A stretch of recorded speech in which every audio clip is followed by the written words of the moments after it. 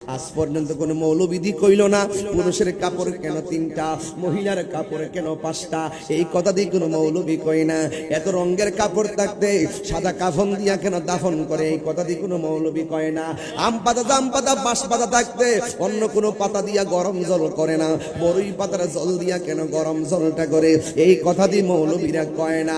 ও বন্ধুরে, বন্ধুরে, গায়ের মধ্যে যত কাইতন আছে, আংটি আছে, সব খুইল্লা খুইল্লা রাইখা দে। ও বাজান, এত বড় কাপড় পেঁচাইয়া দে, কাইতন কেন রাইখা দে, এই কথা দিয়ে বাজান কোনো মৌলবীরা কয় না। এ বন্ধু দেখেন, মানুষ মারা গেলে এখানে শতকরা 90% পোলা পান মানুষ মারা গেলে কেমনে গোসলটা দেওয়াইতে হয় এই নিয়মটাও তারা জানে না।